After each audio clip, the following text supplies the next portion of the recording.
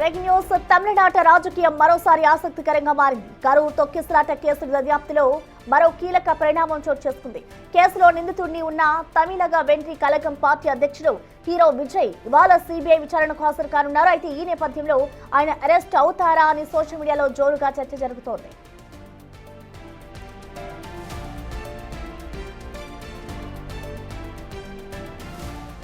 Career తొక్కిసలాట ఘటనలో CBI 3 రోజుల క్రితమే విజయ్ కు సమన్లు జారీ చేసింది. తాజాగా ఈ కేసు దర్యాప్తులో భాగంగా విజయ్ ఎన్నికల ప్రచారానికి ఉపయోగించిన బస్సును కూడా సిబిఐ అధికారులు సీజ్ చేశారు. బస్సు డ్రైవర్ ను ప్రశ్నించి వివరాలు సేకరిస్తున్నారు. ఈ నేపథ్యంలో సిబిఐ విచారణకు విజయ్ హాజరవుతుండడం చర్చకు దారితీసింది.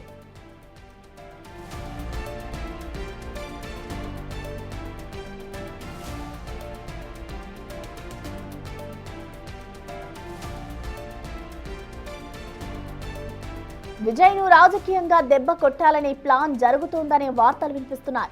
కాగా కరూర్ తొక్కిసలాట ఘటనలో దాదాపు 41 మంది ప్రాణాలు కోల్పోయారు. మరో 110 మంది గాయపడ్డారు. ఈ ఘటనపై సుప్రీంకోర్టు సిబిఐ దర్యాప్తునకు ఆదేశించింది. ఈ నేపథ్యంలో ఢిల్లీలోని సిబిఐ హెడ్ క్వార్టర్స్ లో విజయ్ ని విచారించనున్నట్లుగా తెలిపింది. అదేవిధంగా సిబిఐ దర్యాప్తును పర్యవేక్షించేందుకు సుప్రీంకోర్టు 3 సభ్యుల కమిటీని కూడా నియమించింది.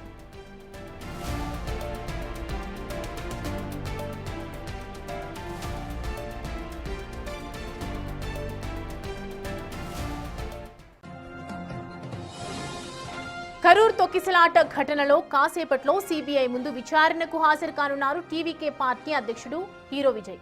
ఆయనతో పాటు ఆ పార్టీకే చెందిన పలువురు ముఖ్య నేతలకు సిబిఐ సమన్లు జారీ చేసింది. ఇప్పటికే టీవీకే నేతలను పలుమార్లు సిబిఐ విచారించింది. దానికి సంబంధించిన బ్రేకింగ్ చూస్తున్నాం. ఇప్పుడు విజయ్ హాజరవుతుండటంతో ఒక్కసారిగా ఉత్కంఠ నెలకొంది. గత ఏడాది సెప్టెంబర్ 27న కరూర్లో సభ నిర్వహించారు విజయ్. అప్పుడు జరిగిన తొక్కిసలాటలో 41 మంది మరణించగా 60 మందికి పైగా గాయపడ్డారు.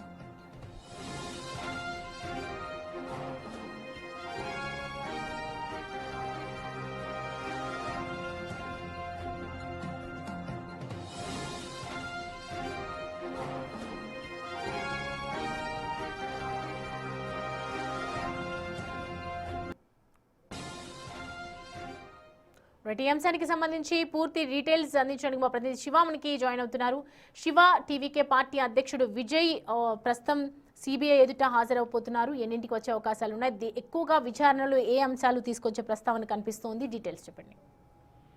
రైట్ సౌమ్య, టీవీకే పార్టీ అధ్యక్షులు ప్రముఖ సినీ హీరో విజయ్ సిబిఐ విచారణకు హాజరు కాబోతున్నారు. ఈ రోజు ఉదయమే తమిళనాడు నుంచి బయలుదేరి ఢిల్లీ చేరుకున్నారు. సిబిఐ కార్యాలయానికి చేరుకున్నట్లుగా సమాచారం అందుతోంది. అయితే సెప్టెంబర్ 27వ తేదీన టీవీకే పార్టీ అధ్యక్షులు ఒక సభ నిర్వహించిన నేపథ్యంలో ఆ సభలో తొక్కిసలాట జరిగి దాదాపు 41 మంది చనిపోయారు. 60 మందికి పైగా కూడా గాయాలయ్యారు. అయితే దీనికి సంబంధించి ఇప్పటికే గతంలో తొక్కిసలాట జరిగిన వెంటనే తమిళనాడు ప్రభుత్వం సిట్ ఏర్పాటు చేసింది. సిట్ ద్వారా దర్యాప్తు చేసి నివేదిక సమర్పించాలని కోరిన నేపథ్యంలో అధికార పార్టీ అక్కడ తన యొక్క అధికారాన్ని వినియోగించి రిపోర్ట్ ను తప్పుడు మార్గంలో రూపొందించే అవకాశం ఉంటుంది కాబట్టి సిబిఐని ఆశ్రయించారు విజయ్. స్వతంత్ర దర్యాప్తు సంస్థ చేత విచారణ చేపించాలని కూడా సుప్రీంకోర్టును ఆశ్రయించిన నేపథ్యంలో సుప్రీంకోర్టు 3 సభ్యులతో కూడిన కమిటీని ఏర్పాటు చేశారు. మాజీ సుప్రీంకోర్టు న్యాయమూర్తితో ఒక కమిటీని ఏర్పాటు చేశారు. ఆ కమిటీ విచారణ జరిపిస్తూ ఉంది. ఇప్పటికే పార్టీకి సంబంధించిన ప్రముఖ నేతలందరినీ కూడా సిబిఐ విచారించింది. మరోవైపు బస్సు డ్రైవర్ ని, మరోవైపు ఆ బస్సును కూడా ఫోరెన్సిక్ టీము స్వాధీనం చేసుకుని దాంట్లో కీలకంగా విచారణ చేస్తూ ఉంది. దానిలో భాగంగానే ఇప్పుడు విజయ్ కూడా మరొకసారి గతంలో జనవరి 6వ తేదీన నోటీసులు జారీ చేసింది. 12వ తేదీన విచారణకు హాజరు కావాలంటూ కూడా నోటీసులు జారీ చేసిన నేపథ్యంలో ఈ రోజు విజయ్ విచారణకు హాజరవుతూ ఉన్నారు. అయితే గతంలో జరిగిన తొక్కిసలాటలో 41 మంది మరణించారు, 60 మందికి పైగా గాయపడ్డారు. అయితే ఇప్పటికే 200 మంది ప్రత్యక్ష సాక్షులు ఎవరైతున్నారో వారందరూ కూడా సిబిఐ విచారించింది. అయితే ఈ రోజు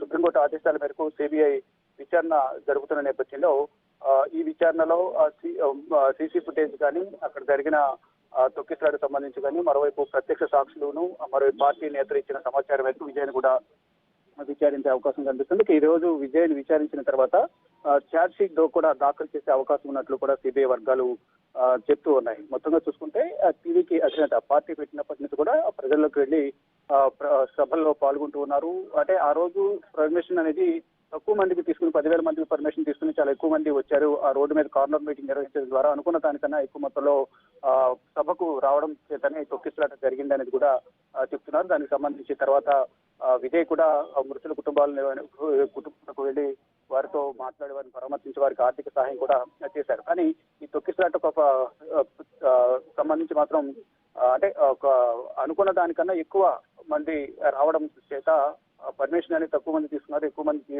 రావడం వల్ల దానికి ఏర్పాటు సరిగా చేసుకోలేకపోయారు అనేది కూడా అందరూ కూడా వ్యతిరేకత వ్యక్తం చేశారు. మరోవైపు సిట్ ద్వారా దర్యాప్తు చేయాలంటూ కూడా తమిళనాడు ప్రభుత్వం ఒక సిట్ ఏర్పాటు చేసిన నేపథ్యంలో స్వతంత్ర దర్యాప్తు చేత విచారణ జరిపించాలంటూ కూడా సుప్రీంకోర్టును ఆశ్రయించారు. ఆశ్రయించిన నేపథ్యంలో సుప్రీంకోర్టు ముగ్గురు సభ్యులతో కూడిన ఒక న్యాయమూర్తి సుప్రీంకోర్టు మాజీ న్యాయమూర్తి జస్టిస్ అజయ్ రస్తోగి నేతృత్వంలో ముగ్గురు సభ్యులతో కమిటీని ఏర్పాటు చేసింది. ఆ కమిటీ కూడా విచారణ కొనసాగిస్తోంది.